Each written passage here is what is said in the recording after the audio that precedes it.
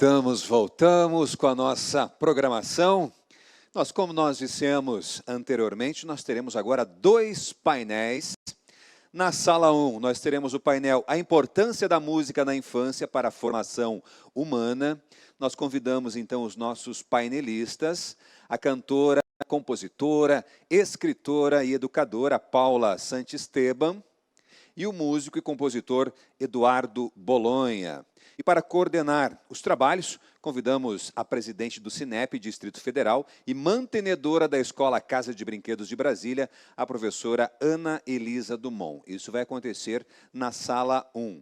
Na sala 2, nós teremos o painel Os Dilemas Família, Aluno, Escola e a Mediação por Instrumentos Eletrônicos, o que mudou? Nós convidamos, então, para a sala 2, os painelistas, o assessor jurídico do Cinep Rio, Dr. Renato Arias Santizo, a assessora jurídica do Cinep NPR Londrina, doutora Débora Damas, e convidamos também para coordenar os trabalhos o assessor jurídico da FENEP e da Cinep Paraná, o doutor Diego Munhoz. Então, concedo a palavra na sala 1, a nossa mediadora, a professora Ana Elisa. Um bom debate, professora, bom debate a todos. E na sala 2, concedo a palavra ao nosso moderador. Bom debate, então, ao doutor Diego. Bom dia a todos. É um prazer novamente estar no Congresso da FENEP, é a 5ª edição. Temos aqui pouco tempo e um cabedal de pontas nesse assunto, família, escola, aluno. E eu já vou começar, já de saída, com um tema extremamente delicado. Sei que muitas escolas, muitos gestores, muitos professores estão com isso acontecendo toda semana, todo dia. E realmente é uma coisa delicada, não vou dizer que é um problema, tudo tem a sua problematicidade, mas tem a delicadeza também. Então eu já vou chamar de cara aqui a nossa convidada Débora para falar disso. Eu queria saber o seguinte: nós temos hoje a situação de que a escola é a gestora do processo de ensino-aprendizagem, seja pela questão pedagógica, seja pela questão legal, né? E a forma de ser produzido conhecimento, construído conhecimento dentro de sala de aula, ela é uma prerrogativa da escola e uma prerrogativa que é trabalhada junto com o professor. E o pai e a mãe do aluno, como é que fica hoje com a mediação por plataforma, com a mediação com o remoto, ele entrando em sala de aula, como está acontecendo no dia a dia? Débora, bom dia. Bom dia a todos que estão nos assistindo.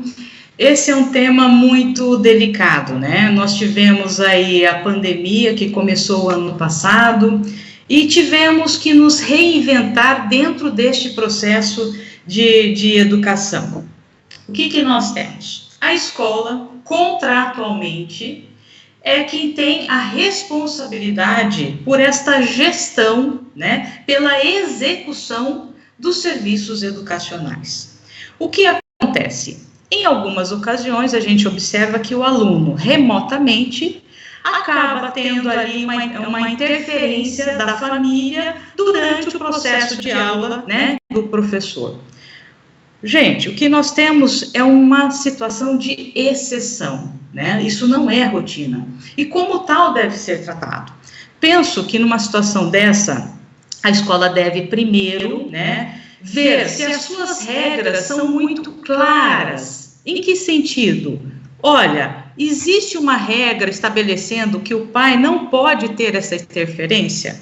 Isso é importante, porque quando as regras são claras, facilita até a própria família entender que essa interferência é prejudicial ao aluno, fere o direito de cátedra do professor, né? E viola também aquele processo, aquele contrato que ela firmou, onde cabe à escola, né, fazer a execução dos serviços. Então, eu penso que, muitas vezes, um contato com a família, explicando, entendendo que o bom senso, na maioria das vezes, acaba prevalecendo, é uma forma de você estar resolvendo uma situação tão delicada como essa, né? Realmente, para o professor, ele tem que começar a ter aquele jogo de cintura para gerir uma situação dessa, se for pontual. Agora, se não, se isso for persistente, realmente vai precisar estar aí tendo outras medidas por parte da escola, né?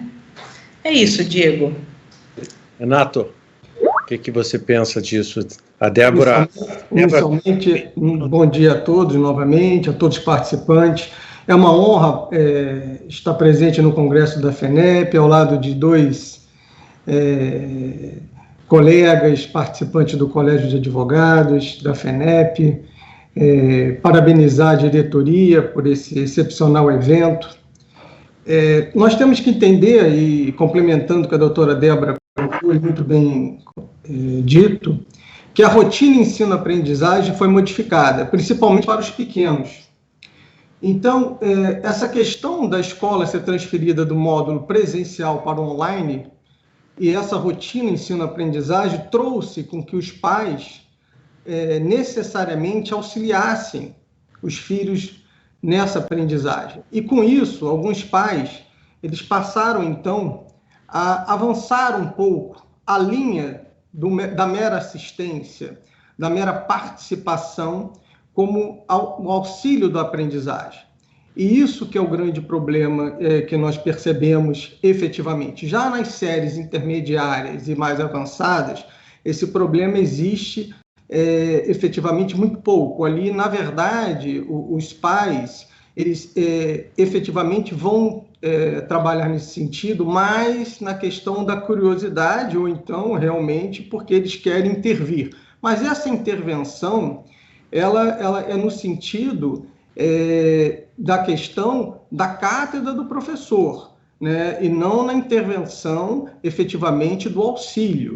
Né? O auxílio, efetivamente, a gente entende que ele pode acontecer. Agora, o que não pode ocorrer é simplesmente uma correção do modelo, do projeto pedagógico da instituição de ensino. E aí nós temos os documentos da escola, é o regimento interno, é o projeto pedagógico, como a doutora Débora colocou. E como resolver o pai que não aceita esse tipo de limite na intervenção? Esse é o cuidado. Nós estamos falando aqui no Congresso da relação família-escola, né, através do aluno. Então, nós entendemos que o diálogo, ele é o melhor caminho, né? Então, é a conversa com o pai, é o entendimento com o pai. No princípio, como muitos projetos pedagógicos, eles não foram alterados, até porque nós estamos no momento, no segundo ano, efetivamente, da pandemia, não houve tempo hábil. Então, são circulares que foram encaminhadas, esses são os documentos, a princípio, mais hábeis, o que foi dito aos pais. Se efetivamente não forem encaminhadas, aí é marcar reuniões pelos novos instrumentos tecnológicos, vamos falar um pouco mais à frente nessas reuniões. E se o diálogo não funcionar, e aí eu já informo e digo que em praticamente 100% dos casos funciona, aí outras medidas podem ser tomadas, mas aí com muita cautela, tem que se analisar o caso concreto, nós estamos falando em tese aqui, efetivamente. Mas o que nós temos observado é que em quase 100% dos casos, o diálogo é o único caminho a ser tomado nesse caso, até porque existe toda uma série de cuidados que temos que tomar com as crianças. Mas, de fato, o que é mais importante é que não haja e ultrapasse-se o limite da intervenção do pai na liberdade e autonomia que a escola tem em relação ao seu projeto pedagógico. A escola tem que dar esse limite ao pai, ele tem que auxiliar nessa relação ensino-aprendizagem quando for absolutamente necessário. Eu acho que é nesse sentido que a gente tem que caminhar, Diego. Perfeito. Não, acho que a síntese aqui, só para a gente ir fazendo pequenas sínteses a cada passo que a gente der aqui na nossa conversa, é de que não existe um pacote pronto para solucionar essa questão. Concordo que é uma exceção, mas toda a escola deve regulamentar isso e deve agir com maior transparência com seus contratantes, com os pais, sobre como isso funciona, né? O resto realmente vai ter que caminhar na via do diálogo e não na via do extremo, porque realmente estamos em situações em que o extremo dificilmente irá resolver o problema. Mas eu já devolvo para a Débora o oposto. Aqui nós falamos da interferência excessiva, ou seja, quando foi demais. Mas nós temos o oposto, que é quando vem de menos. Existe uma responsabilidade dos pais em relação aos filhos, não é um direito, é uma obrigação de acompanhar o desenvolvimento do filho, acompanhar o desenvolvimento educacional do filho. Tá? E aí surgem situações como a tela fechada ou o não comparecimento do aluno e o processo acadêmico fica prejudicado. E aí, Débora? Esse é um problema delicado, né? Quando nós estamos falando em alunos menores, né? A situação você trata diretamente com os familiares e normalmente se resolve, né? Eu explicar para a família a importância de estar com o monitor ligado, né? Para que o professor tenha aquela sensibilidade, né? Do olhar para o aluno, saber se ele realmente entendeu quais as dificuldades. O problema que eu vejo maior é quando nós estamos falando em alunos, por exemplo, do ensino médio. Esses alunos, normalmente, os pais não estão ali, né, no dia a dia, fazendo esse acompanhamento. E aí o aluno, pode acontecer de estar com o monitor desligado, e o professor fica sem aquela referência, o aluno está efetivamente participando da aula ou não. Creio que um ponto importante é que a escola tenha a regra clara, o monitor precisa estar ligado. A partir do momento que ele constata que o aluno vem mantendo o monitor desligado, é importante esse diálogo com a família, o entender por que o aluno está mantendo o monitor desligado e explicar para a família a importância da participação efetiva e, junto com a família, tentar estabelecer estratégias para que isso não venha acontecer, né? Agora, a partir do momento que, apesar da interação com a família, o monitor continua desligado, aí creio que a escola deve estar conversando com o aluno e família juntos para tentar estabelecer como solucionar essa situação.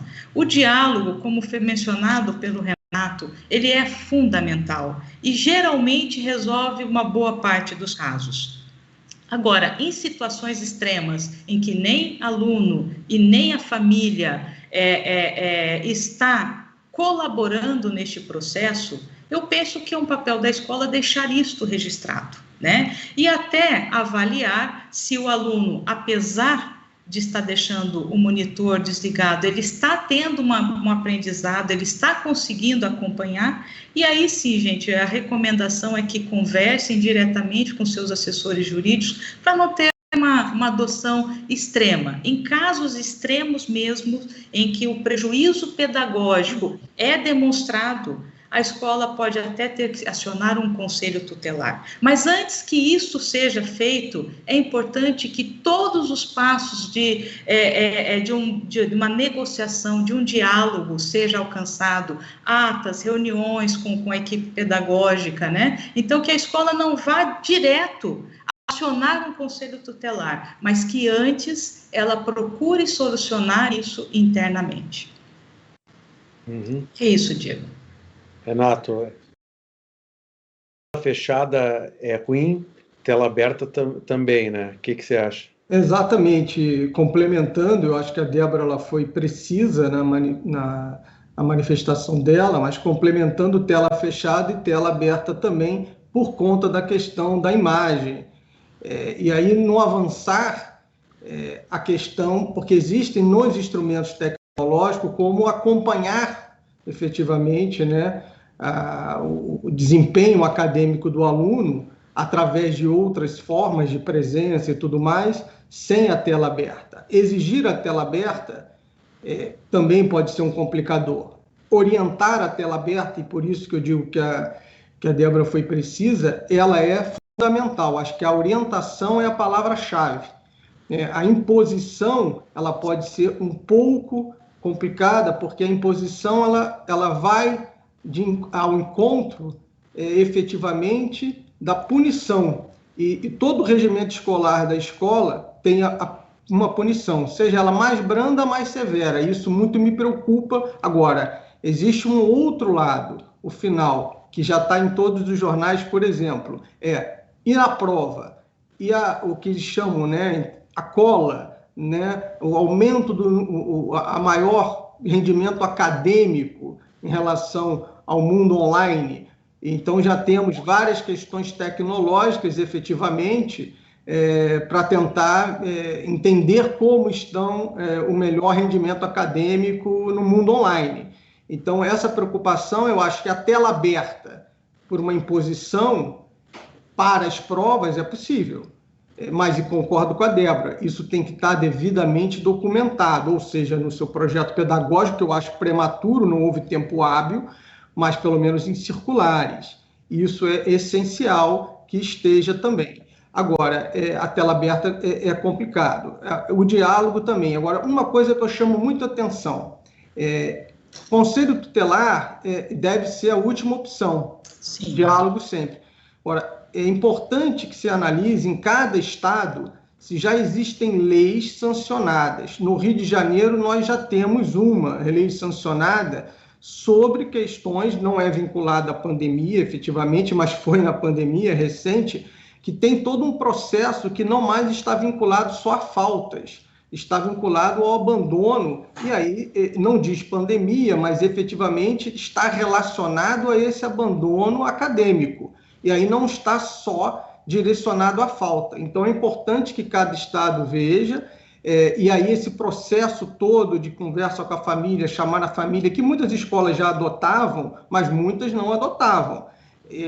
Chamavam uma vez só e ponto. Então, por exemplo, na nossa lei aqui, 3 faltas consecutivas já é uma obrigação da escola chamar para uma reunião. Muitas não adotavam esse procedimento. Então, é importante que tenha esse olhar a escola, que convoque esses pais para que... E não é só o abandono de falta, é o abandono de não entrar na aula, não é a câmera só fechada. É simplesmente não entrar numa aula, não participar de tarefas. Então, isso é muito importante para que a escola se aproxime. Nós estamos num congresso de relação família, e a criança, ela é o centro de tudo. Qualquer drama familiar é importante para a escola, porque aproxima a escola do que é o centro para a escola, que é a criança.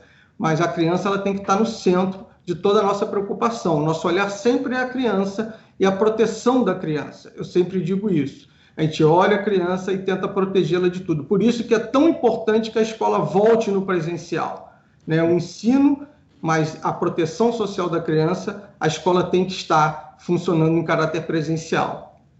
Eu acho que é isso, Diego. Não, perfeito. Acho que a abordagem foi bem complementar aí de vocês dois e mostra uma coisa que aí eu coloco, depois de 23 anos fazendo magistério no ensino superior, que a gente cria a nossa própria dinâmica, né? E a colaboração e a interação com o nosso público, que são os alunos, ele é fundamental. Então, eu aqui faço um pequeno comentário da questão da tela aberta, porque quando veio a pandemia, veio o remoto, eu também continuei dando aula de pós-graduação via remoto, e a modelagem realmente mudou não só para o aluno, mudou para o professor. A interação com os alunos é necessário. Basicamente, a gente tenta construir conhecimento na dinâmica com os alunos. E a tela fechada, aqui eu vou colocar uma questão mais como professor, a tela fechada realmente, na dinâmica, ela atrapalha. E sob o ponto de vista do aluno, logicamente que não é só a tela aberta ou fechada que vai fazer com que a responsabilidade pelo processo de aprendizagem seja realmente assumida pela família, tá? Então, eu concordo com vocês. Não é só a tela aberta ou a tela fechada. É todo um acompanhamento do que está acontecendo com aquele aluno, a participação das atividades, realmente a dinâmica e a metodologia da aula remota, ela é uma reinvenção, ela não é simplesmente um replicar da aula presencial, e falo isso como professor, porque realmente você tem que se reinventar para isso. Mas isso me leva a mais uma questão sobre isso, dando mais um passo adiante. Quando a gente fala de tela aberta ou tela fechada, e nós falamos sobre a responsabilidade dos pais, nós falamos também sobre a documentação disso. Porque hoje a gente faz as coisas, mas amanhã nós talvez tenhamos que explicar o que fizemos. O que conversamos com os pais, o que foi feito com o aluno, como é que fica a questão da imagem, porque a tela está sendo gravada, pode estar sendo gravada, né? Alguém pode estar fazendo uma foto e printando, como se for no celular, e jogando numa rede social. Eu estou fazendo uma reunião com o pai para discutir coisas sensíveis do seu filho, né? E preciso documentar. Hoje, por que eu gastaria energia documentando em papel, como era antigamente, se hoje eu posso gravar, né? Como é que mudou essa dinâmica, Débora? O que você acha? Bom, Diego, nós estamos passando por um período de transformação, né? Então, se você pegar a escola do começo de 2020, não é a escola de hoje, certamente não será a escola de 2022, né? O que eu vejo? A tecnologia veio e ela vai ficar. E nós precisamos aqui criar regras, insisto na palavra regras, porque eu acho que isso faz parte da nossa vida, criar o que o Ministério Público chama de etiqueta digital, o Ministério Público do Trabalho, né, quando ele emitiu aquela nota técnica sobre o direito de cátedra, ele fala sobre etiqueta digital. Então, nós precisamos ter isso muito claro, né? Hoje, principalmente em grandes centros, eu vejo que a reunião, a relação escola-família, ela tende a ser cada vez mais pela forma virtual, né? Você realizar uma reunião onde você tem ali ou forma híbrida, alguns presenciais, outros, né, disponibilizando o meio virtual, você permite o máximo de pessoas participando dentro de uma reunião, né? Agora, essas reuniões exigem certas cautelas. Que cautelas? Primeiro, objetividade, né? Eu preciso ter um objetivo muito claro nessa reunião, pautas, horários para começar, horários para terminar. Seja essa uma reunião de sala, seja uma reunião direta com uma família, com um pai, relacionada a um aluno específico. Nós temos que ser objetivos, né? Nós temos que ter foco, tentar não desviar, né? Por quê? Porque se a gente não tem essa regra, essa objetividade, nós corremos o risco de não ter uma reunião, nós temos congressos, né? Por quê? Uma reunião de pai que dura mais de 1 hora, ela não é reunião, gente, ela é apresentação de final de ano, ela é congresso, ela é qualquer coisa menos uma reunião. Tá? Então, a gente tem que ter uma cautela. E aí a gente vem para a questão de documentação. Existem escolas que optam por ter a reunião, gravar essa reunião e formalizar uma ata depois. A mim me parece que vai existir uma mudança. Nós vamos sair do modelo de atas tradicionais e passarmos para o modelo de reuniões gravadas.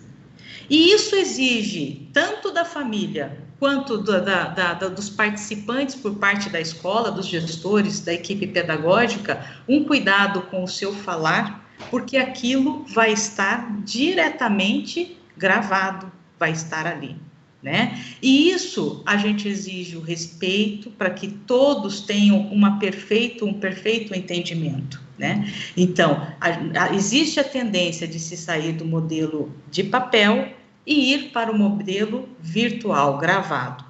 E para isso, a escola vai precisar ter implantado muito bem a sua lei de proteção de dados, Lei Geral de Proteção de Dados. Por quê? Porque para você ter a imagem, você precisa de uma autorização, ou você precisa que isso faça parte da execução do seu contrato.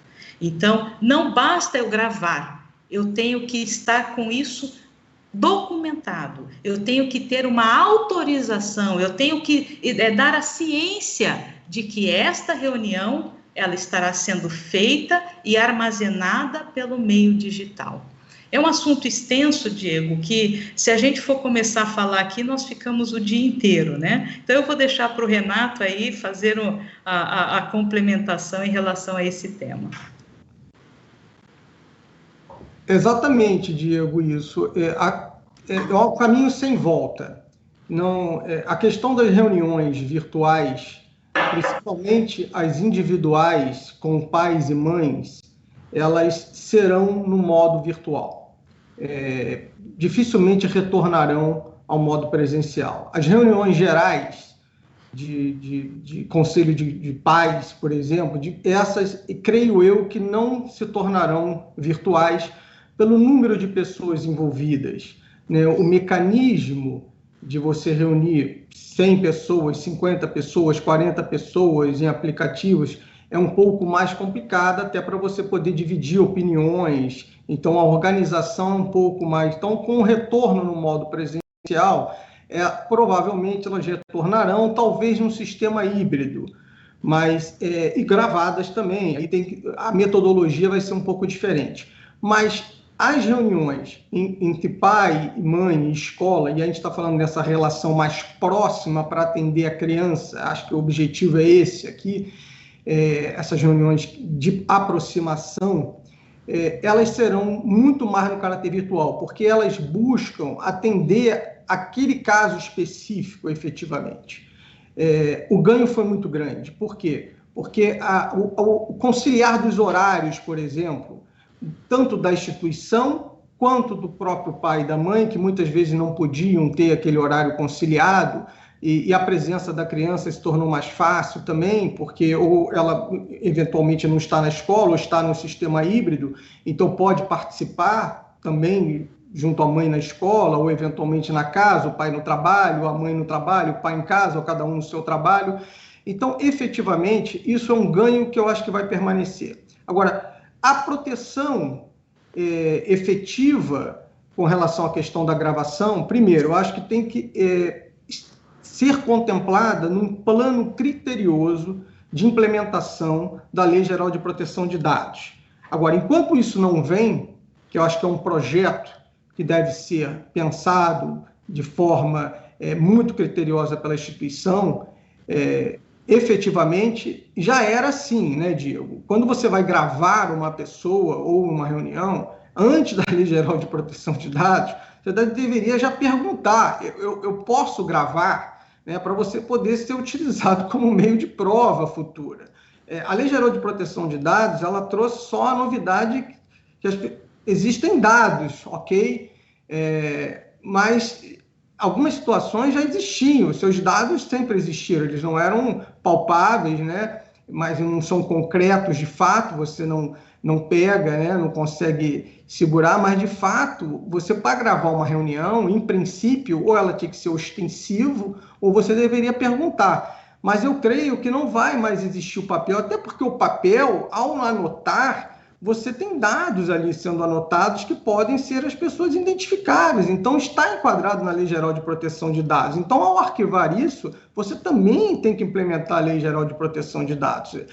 De fato, não há diferença entre gravar e fazer a ata hoje. Essa que é a grande verdade. Então, isso tem que estar enquadrado na Lei Geral de Proteção de Dados em sua implementação. Então, gravar e aí fazer o arquivamento dentro do sistema, isso tudo é o futuro. Penso eu que isso não tem volta. Como também não haverá várias situações dentro da questão da implementação das novas ferramentas tecnológicas para o ensino. Talvez não em caráter da grade curricular comum e normal, mas das complementares. Muitas serão aproveitadas quando voltar ao sistema presencial em caráter 100%. Tudo que está aprendendo, né, efetivamente, nesse momento de pandemia, não será jogado fora, que, em hipótese alguma, não há essa possibilidade. Mas, então, isso tudo deve ser planejado quando for implementada a Lei Geral de Proteção de Dados para aquelas que ainda não fizeram.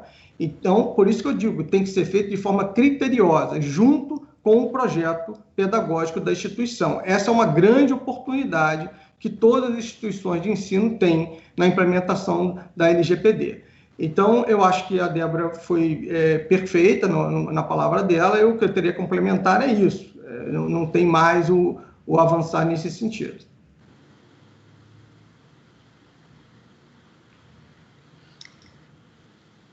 Diego, acho que seu microfone está desligado. Opa, essa é a frase mais falada da internet. Seu microfone está desligado. Eu, na verdade, não acho, isso eu tenho certeza, né? Tenho dito em todas as minhas abordagens de que, da mesma maneira que falaram do legado da Copa, aqui nós vamos ter o legado positivo e negativo da pandemia, né? Eu digo que o legado positivo é essa aceleração realmente nesse caminho ao futuro, tá? Se o futuro será bom ou ruim é outra história, né? Aí, normalmente teremos prós e contras nesse futuro, mas eu concordo com tudo que foi dito e até farei uma síntese do que vocês disseram aí para os nossos ouvintes, que tem algumas perguntas chegando, e a primeira delas, que foi feita sobre a questão de pode ou não pode, afinal de contas, exigir que o aluno fique com a câmera aberta. O que foi dito por todos, e eu estou endossando, é de que o teu contrato, o teu regulamento, a tua relação com os pais dos alunos é que estabelece isso. A legislação permite. A escola é a reitora do processo educacional. Então, só que você tem que fazer isso de forma transparente. Então, você tem que ter isso escrito em algum lugar e ajustado com o teu contratante, tá? Tendo isso ajustado, né, você pode exigir, como poderia exigir no presencial, né, várias outras coisas, inclusive o próprio uniforme. Então, aí a questão é de ser transparente e dizer qual é a regra do jogo. Não é o aluno, principalmente aluno menor, né, menor de idade, não é o aluno que vai dizer se a tela fica aberta ou a tela fica fechada. A conversa da escola, nesse ponto, não é com o aluno, essa conversa é com o pai, com os contratantes. Então, pode. A resposta objetiva é pode exigir, e é da mesma maneira que pode exigir, como a Débora colocou, o Renato também complementou, pode exigir exigir é modo de dizer, pode se colocar aos pais que eles não podem invadir a esfera de atuação do professor, porque é um processo de aprendizagem em curso, isso tem que estar claro, tá? Mas, estando claro, é possível essa exigência. Além disso, outra coisa que está sendo perguntada é se o pai não colabora, que foi a outra parte que a gente colocou, a tela está fechada, o pai não colabora. Então, só uma síntese para quem não pegou o início da nossa conversa, o que nós dissemos foi, né, que realmente os pais não têm o direito de interagir, eles têm a obrigação de interagir, mas não interagir de qualquer forma. Interagir segundo o que foi estabelecido pelas regras da escola no seu processo de ensino-aprendizagem. Há um combinado, inclusive, um contrato de como isso vai funcionar. Isso tem que ser respeitado. Se não for respeitado porque houve excesso, é uma questão que eu acabei de falar. Se não for respeitado por omissão, aí a Débora bem colocou, pode-se chegar até o extremo de ter que chamar um conselho tutelar que vai zelar pela integridade do processo educacional para o aluno. Então, só para deixar a síntese de duas perguntas que foram feitas aí pelo público, e retomando aqui nessa questão importantíssima da LGPD, que foi citada, né, e já devolvendo para você, Débora, né, veja o seguinte, nós temos que gravar, certo? Foi a síntese. Né? Se vamos gravar, né, quando o pessoal pensa gravar, pensa filmagem, pensa gravação de áudio, mas o Renato bem colocou, quando você faz uma ata, você está gravando de uma outra forma, realidade como ela foi descrita, só que num suporte físico. Então, a regra de ouro, o que a escola deve fazer? Deve documentar. Se ela vai documentar, ela vai captar dados. Ela está captando dados. Né? E aqui foi colocada uma dúvida também no ar de qual que é a diferença de captar esses dados à escola dentro do legítimo processo educacional e interceptar os dados, divulgar esses dados, publicizar esses dados. Uma pergunta que teve no chat aqui existe uma grande diferença entre você gravar, a escola gravar a aula, para que um outro aluno possa assisti-la num outro momento, e alguém gravar com o seu celular a aula e postar a aula. Ele interceptou e publicizou. Débora, e aí? Bom, eu aproveito a fala do Renato na pergunta anterior e digo, a escola ela já deveria estar com sua Lei Geral de Proteção de Dados implementada, sua política de dados, né? Isso precisa, inclusive, ser informado às famílias e aos colaboradores, né? Hoje nós temos que fazer esta proteção.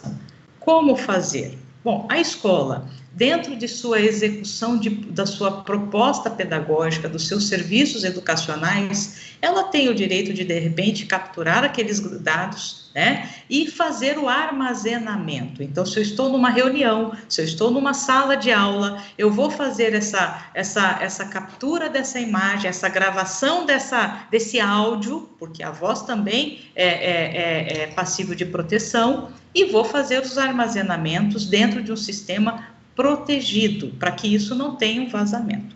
Agora, a partir do momento que alguém venha e, de repente, filme com o seu celular, né? E, de repente, até faça cortes, edições, né? Isso é possível, se fazer edição numa filmagem e sair divulgando, creio eu que essa pessoa, ela passa a responder por este ato, porque ela não teve a autorização para fazer isso, né? Qualquer pessoa, para poder usar a imagem de terceiro, ela precisaria de uma autorização.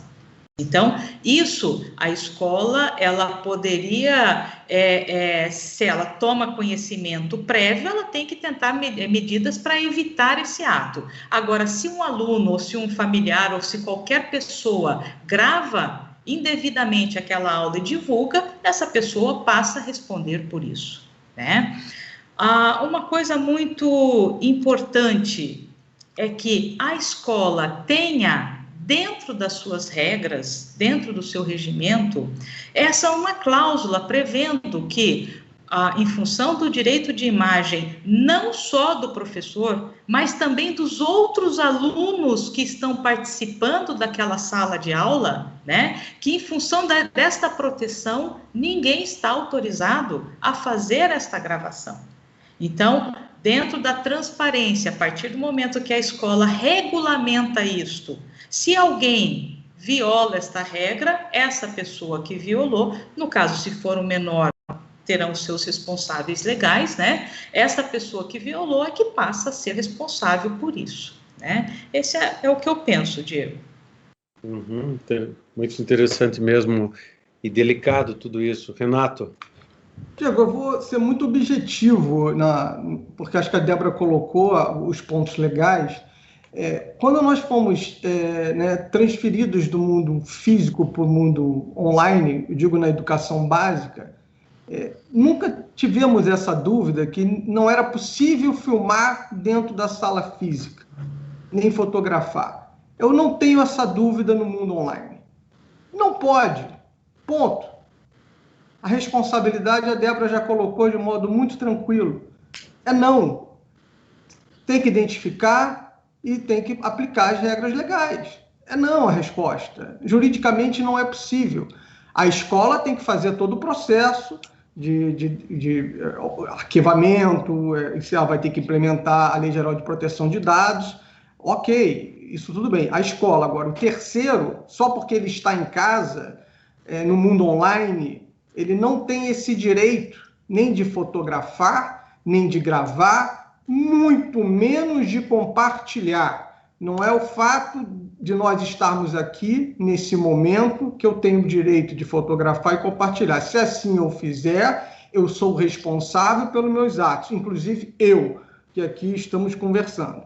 Então, não mudou nada. Eu sempre digo isso, o mundo físico e o mundo da internet, eles são iguais, eles correm em paralelo. Essa que é a grande verdade.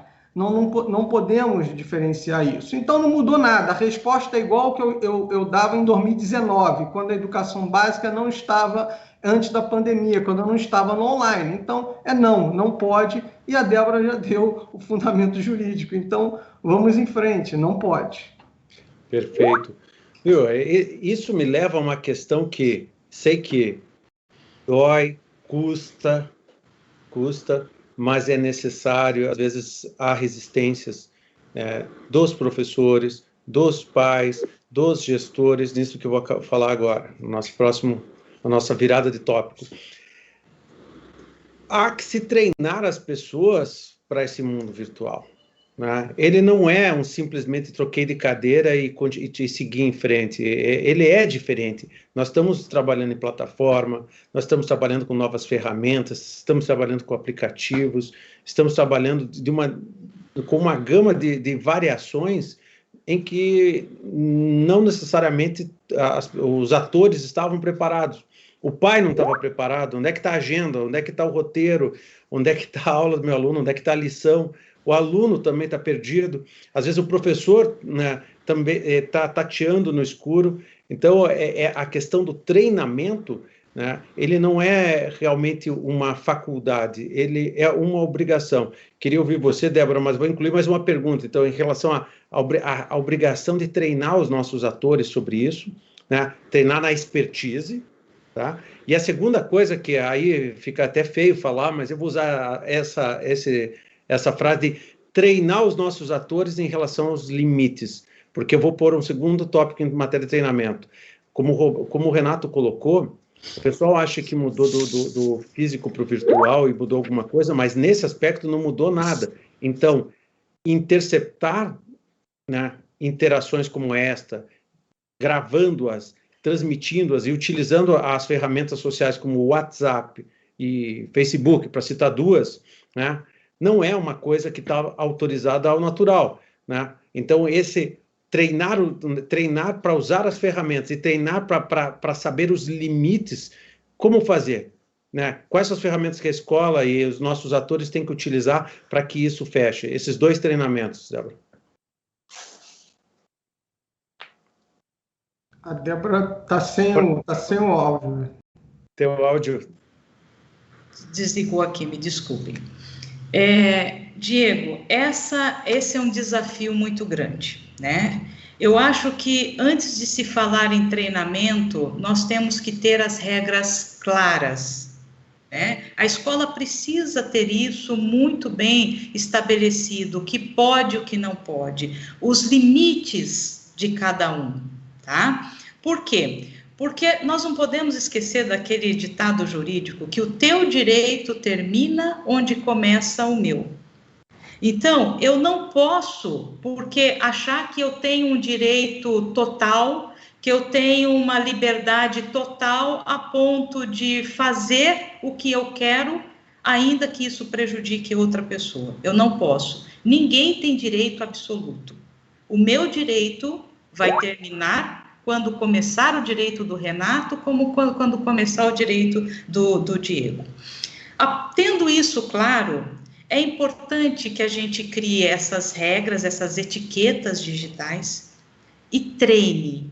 Nós temos que treinar o nosso colaborador, nós temos que treinar o nosso aluno, porque cada vez mais ele vai ser o usuário desta tecnologia, né? E é nosso papel enquanto escola fazer isso. Mas nós também temos que treinar os nossos pais, as pessoas que estão participando deste processo. É algo novo, gente, né? Eu pego, por exemplo, um grupo de WhatsApp, onde tem um professor participando. Ele está participando como pai, como mãe. E muitas vezes existe esse conflito, não se sabe o limite desta participação. Se ele está ali falando enquanto pai ou se ele está falando enquanto professor. Por isso que a regra é muito importante, tá? Agora, capacitar sempre, Diego, e essa vai ser assim como uma disciplina do futuro. Assim como tem o português, como tem a matemática, nós teremos que implementar as regras da etiqueta digital e capacitar cada vez mais.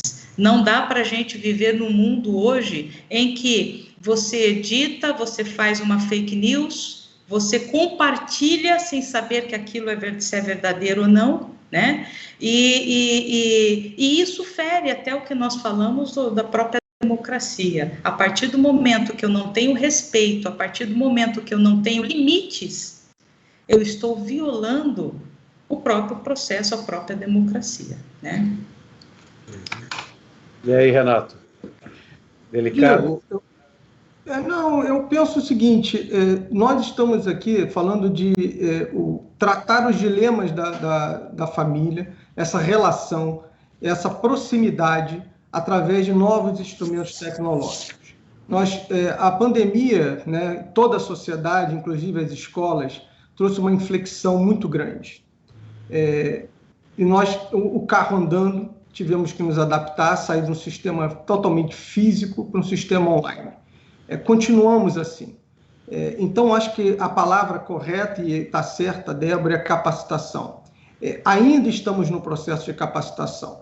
Se as instituições de ensino, e isso é certo, não tem como voltar, elas terão que continuar aproveitando todo o sistema tecnológico para o futuro.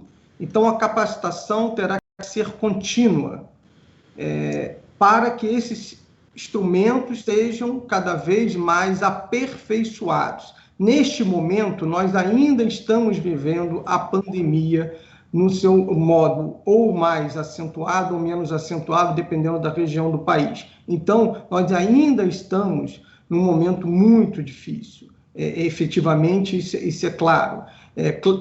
Ainda bem que, como o mapa do Brasil, as escolas estão trabalhando no presencial, a maioria, claro, no sistema híbrido, mas nós temos uma oportunidade única, que é trazer, como você falou, uma aceleração do que iria acontecer, talvez em 10, 15 anos ou 20, trouxemos para 1 ou 2 anos, mas trouxemos de uma forma muito ainda incipiente. Então, aprender com o carro andando é uma coisa, aprender com ele de uma forma ordenada e coordenada é outra. Então, agora nós temos o quê? Que trazer a capacitação de todos os profissionais de uma maneira, claro, cuidadosa, criteriosa, para aí sim utilizar esses instrumentos a favor da educação, trazendo a proximidade família, aluno e escola, que aí vai ser um jogo de ganha-ganha. A educação vai ganhar com isso todo e a relação familiar vai ganhar. Nós só tem a ganhar a educação e, mais uma vez, a escola particular vai estar à frente. É o que eu vejo nesse sentido. Bacana. Nós poderíamos ficar falando sobre isso, realmente caberia um congresso só sobre isso. A gente tem tantas pontas desse assunto, e quando a gente vai migrando para as regras, para a LGPD, e não é só a LGPD, a gente vê o universo que tem pela frente, né? Os educadores têm um universo gigantesco pela frente, e nós temos outro universo gigantesco pela frente em termos de regras. Mas o nosso tempo, infelizmente, ele está se esgotando. Eu preciso aqui fazer o nosso fecho. Queria fazer a finalização, pelo menos, da minha participação, e vou dar o espaço aqui para os nossos convidados também finalizarem. Mas eu creio que a síntese desse último pedacinho seria a de que o antigo regimento que tem dentro da escola, que às vezes era feito de uma maneira um pouco copia e cola, né, repetido, ele não exatamente pensado, e aliás, não só não pensado, às vezes não utilizado. Como é que eu faço o regramento disso, qual é o passo a passo, qual é a punição, tem punição, é desse jeito, é daquele jeito. Isso acabava ficando um pouco de lado antes de ter chegado a pandemia e esse nosso remoto. Agora, com a LGPD, com tudo que está acontecendo, a importância do revisar esse instrumento, talvez renominá-lo, transformá-lo numa coisa mais completa, porque vai ter que ter o regimento disciplinar, as regras de utilização da imagem, o conjunto LGPD talvez dentro dele, tá? E é ele que vai possibilitar que a escola avance, né, dizendo que pode fazer tal coisa ou não pode fazer tal coisa, porque essa é a questão, quais são os limites. Se ninguém sabe as regras, se a escola não põe, realmente vai ficar difícil para a sua comunidade saber até onde pode ir e até onde não pode ir. Creio que seja essa a síntese da nossa conversa. A escola realmente vai ter que construir não só suas novas regras de interação família, escola, aluno, mas adaptá-las a esse mundo digital da LGPD. Para finalizar, então, Débora, qual a mensagem aí para os nossos ouvintes e os telespectadores? Eu gostaria de agradecer a todos que nos assistiram aqui e dizer a vocês, não tenham medo deste desafio. A escola ela tem um papel fundamental né, nessa transformação da sociedade para esse novo momento que nós vivenciamos, né? Não tenham medo, é essa a minha mensagem para vocês. Renato. A minha mensagem é essa também: novos tempos, novos rumos, e tudo vai dar certo, tudo ficará bem, e a escola particular vai mostrar o seu papel à sociedade. É isso. Obrigado, Renato. Obrigado, Débora. Obrigado a todo mundo que pacientemente nos escutou. Espero que a gente tenha conseguido contribuir um pouco aí com esses dilemas que estão se apresentando nesse 1 ano e 2 meses de pandemia, e uma boa continuação de congresso para todos vocês. Devolvo para o estúdio. Um abraço a todos. Obrigada. Tchau, um abraço, pessoal. Tchau, tchau. Brilhante palestra que tivemos agora na sala 2. Queremos agradecer a participação do Dr. Renato Arias Santiso, assessor jurídico do Cinep Rio, também da doutora Débora Damas, assessora jurídica do Cinep NPR Londrina, e do Dr. Diego Munhoz, assessor jurídico da FENEP e da Cinep Paraná. Este foi a palestra da nossa sala 2. Muito obrigado a todos que participaram. Vamos assistir agora ao recado dos nossos patrocinadores. Pedimos então que vocês continuem conosco, que logo mais estaremos de volta com a palestra Como Educar em Tempos de Adversidade. Quem será a palestrante será a doutora Sandra Nisquier Flanzer, e ainda hoje teremos a participação do psicólogo Rossandro Klinger e também do criador da Turma da Mônica, Maurício de Souza. Não saia daí que nós já voltamos.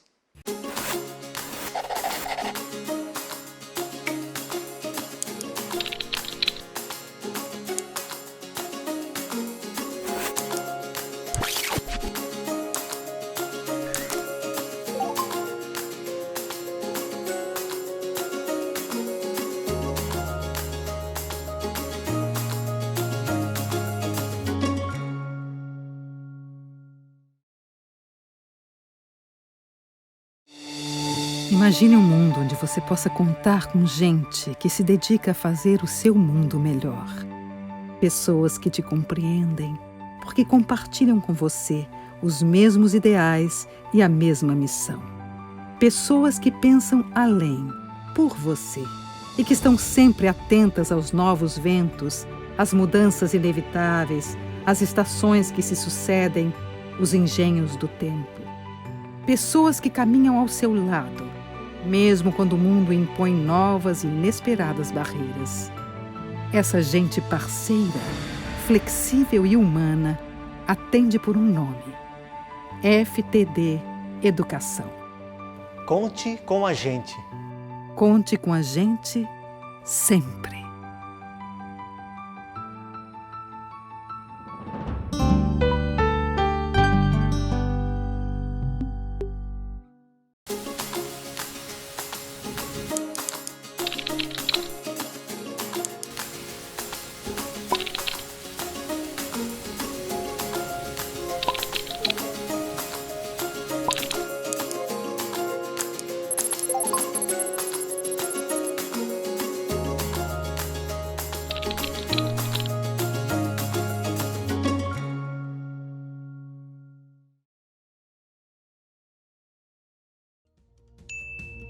O que podemos fazer pelo mundo agora? O que nós precisamos aprender hoje para nos preparar para o futuro? Tudo começa pela nossa humanidade. Nessa nova realidade, a educação socioemocional é mais importante do que nunca. Um aprendizado que vai além da prova, porque o teste real não acontece em sala de aula, acontece na vida. As competências socioemocionais dão aos alunos a capacidade de tomar decisões saudáveis, positivas e eficazes numa humanidade conectada. Se nós podemos transformar uma sala de aula, nós podemos transformar o mundo. Educa 21, inspirando mentes conectadas.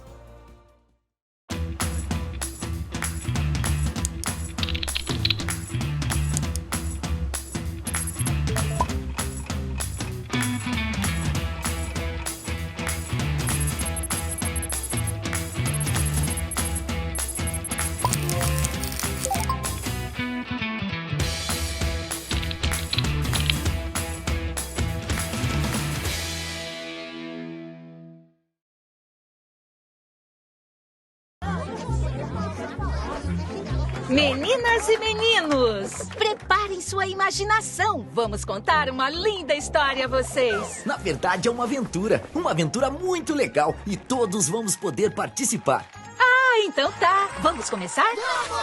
Há muito tempo já existiam as famílias. Essas famílias foram se juntando e formaram as comunidades. E para as crianças conviverem e aprenderem juntas, foi criado um lugar muito especial, as escolas, até que surgiu uma brilhante ideia. Cebolinha, Cebolinha, eu tenho um plano incrível! Peraí, quem tem planos incríveis aqui sou eu! Shhh, me escuta, Cebolinha! E se a gente encontrasse um jeito de deixar todo mundo mais próximo? A família, a comunidade e a escola? Ideia maravilhosa! É exatamente isso que eu ia dizer.